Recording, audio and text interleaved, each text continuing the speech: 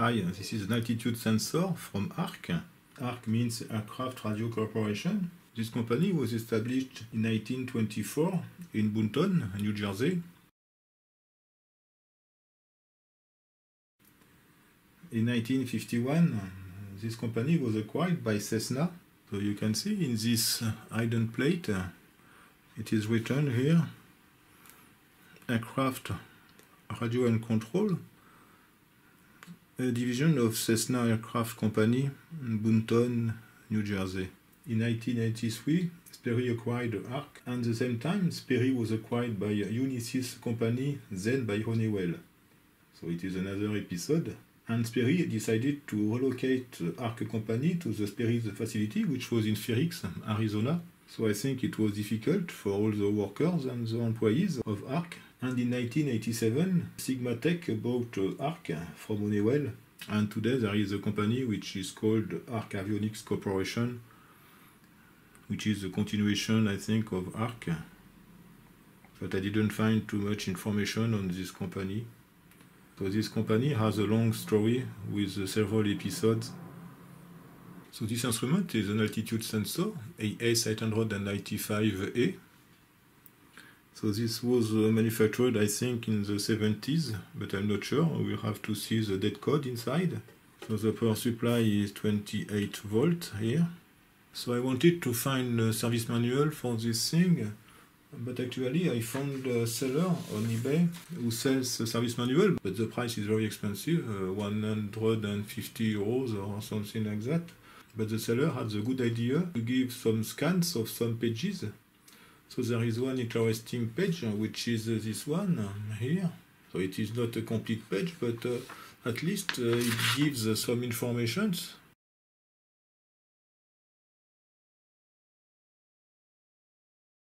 This transducer uses actually a servo control loop, but instead using an LVDT sensor or an electrical contact, this instrument uses a beam light and the photocells in order to detect the zero position.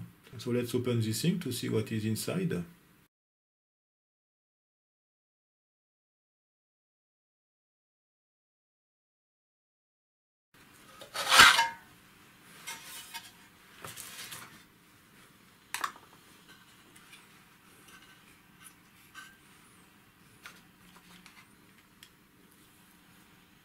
So we have this can which contains the aneroid capsules, and there is an electronic board which is not complicated.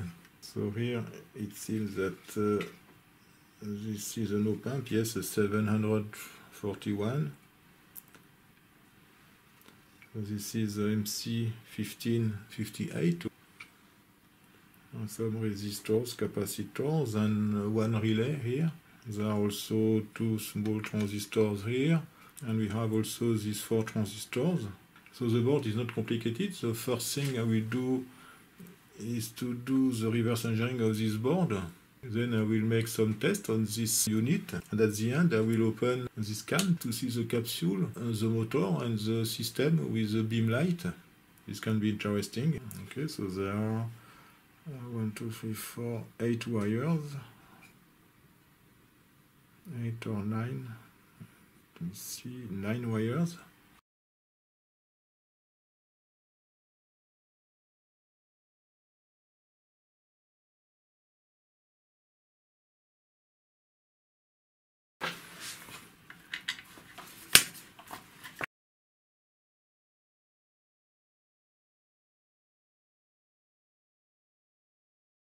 And you have also this medium power resistor, which is screwed also on the frame.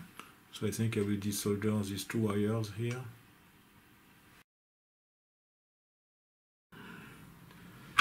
Yes, I think this capsule assembly should be removed first, because it is impossible to remove the board.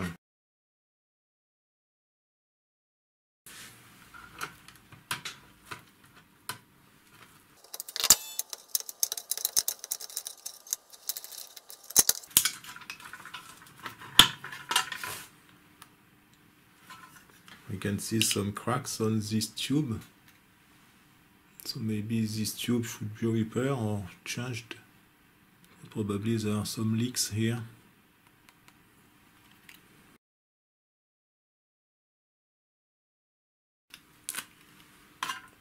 It's called the altitude capsule assembly.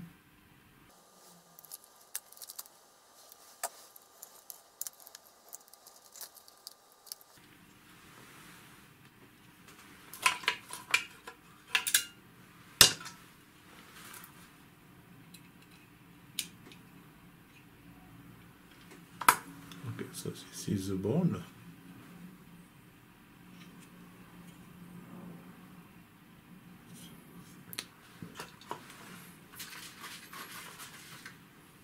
So we have a dead code here, 7936. This one 7847.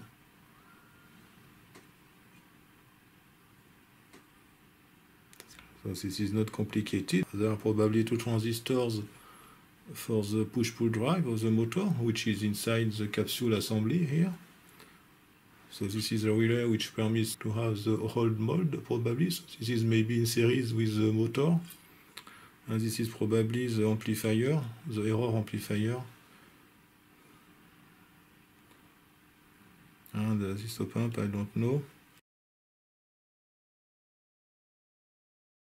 So I'm going to do the reverse engineering of this board. This board is not complicated, so I think I will need 1 hour or something like that.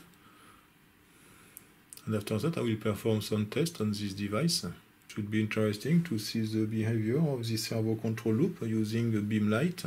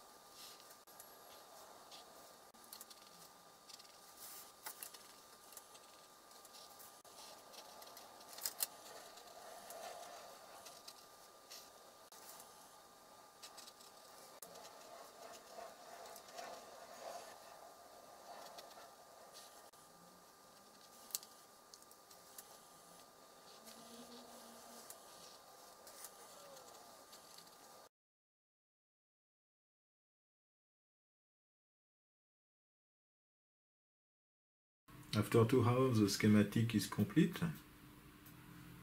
The error voltage from the differential light cell is applied to this terminal here. So this is an amplifier, and the gain can be selected using this resistor. So this resistor can be changed. It is soldered between these two lugs here. So this permits to have a given sensitivity. So on this small document, I don't have more than that, but it is written that the gain is selected in order to produce an error signal of 12 mV TC per foot at sea level.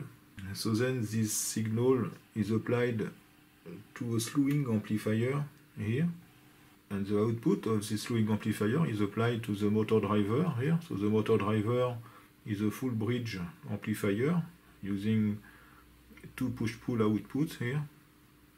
And this amplifier with a gain of -1 permits to have an opposite signal. A relay here permits to open the circuit and to stop the motor. So this permits to have the relative measurement. So there is a mechanical feedback between the motor and the cells here.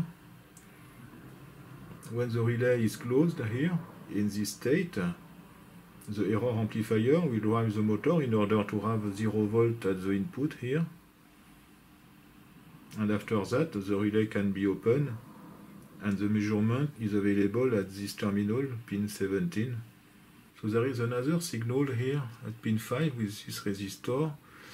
So it is maybe used as a velocity control, so maybe there is a tachometer associated to the motor, but I don't know, it is not written in this document, and I didn't open this box, so I will see. So it is maybe a control of the velocity of the motor. The power supply of this power driver here is separated. The negative power supply is available on pin 3 and 4, so this is probably a ground. So this should be connected to the other ground because there is a resistor from this base here to the ground. So obviously this signal should be very close to the ground. So probably pin 3 and 4 should be connected externally to the ground of the circuit. It is not represented here, I forgot it. On this first schematics, the ground is available at pin 16 here. But I don't know the power supply for the motor. It is maybe 12 volts. In the next video I will reconnect the board to the capsule assembly and we will see if this thing works again. Thanks for watching. See you next time. Bye bye.